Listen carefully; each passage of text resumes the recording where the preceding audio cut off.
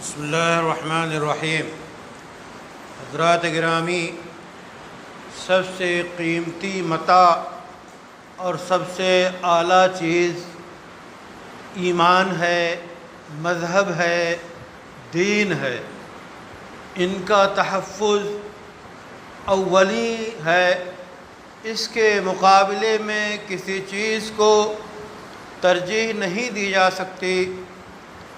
ایمان کو بچانا، ایمان کی حفاظت کرنا، ایمان و یقین کے بڑھانے اور اس کو سوا کرنے کی کوشش میں لگے رہنا، اور دین کے بارے میں سر منہ انحراف سے گریز کرنا اور کبھی کسی سے اس کے بارے میں کوئی سودا نہ کرنا، یہ ایمان کا تقاضا ہے اور یہ ایک ضروری چیز ہے۔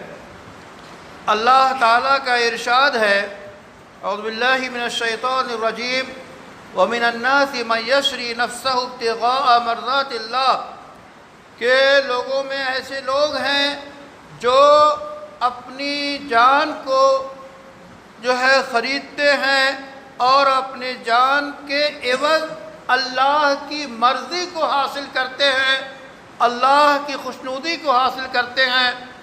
مفسرین نے لکھا ہے کہ جب سیدنا خبیب رومی رضی اللہ تعالی عنہ ہجرت کے لیے تیار ہوئے اور نکلے تو مکہ کے لوگوں نے ان کا راستہ روک لیا اور کہا ہم تمہیں جانے نہیں دیں گے۔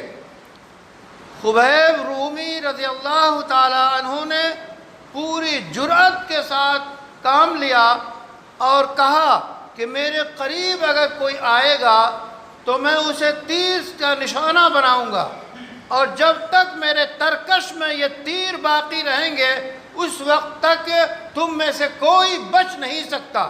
چونکہ زبردست نشانہ باز تھے، یہ دھمکی دی اور یہ کرنے پہ وہ آمادہ ہوئے تو لوگوں نے پھر طرح طرح کی باتیں بنائی۔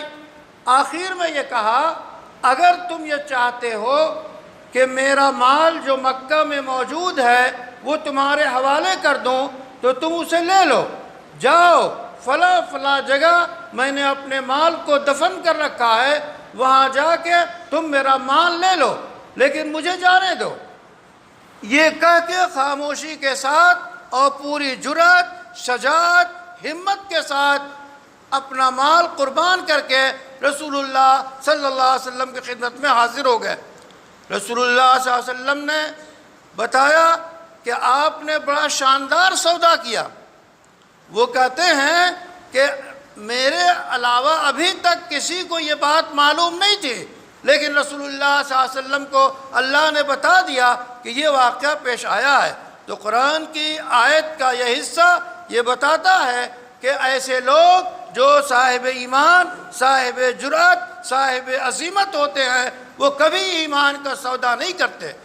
وہ جہاں بھی ہو، جس مقام پہ ہو، جس ملک میں ہو، اپنی ایمانی تشخص، ملی تشخص اور اپنے دین کی پوری حفاظت کے ساتھ زندہ رہنے اور قائم رہنے اور آباد رہنے کا وہ عزم کرتے ہیں، اور اس کے مقابلے میں اگر کوئی چیز آتی ہے تو وہ اس کا مقابلہ کرتے ہیں، اپنی ہر قیمتی چیز قربان کر دیتے ہیں، لیکن ایمان کی حفاظت کرتے ہیں۔ اللہ تعالی ہمیں ایمان اسلام پہ باقی رکھ اور ایمان پہ ہمارا خاتمہ فرما۔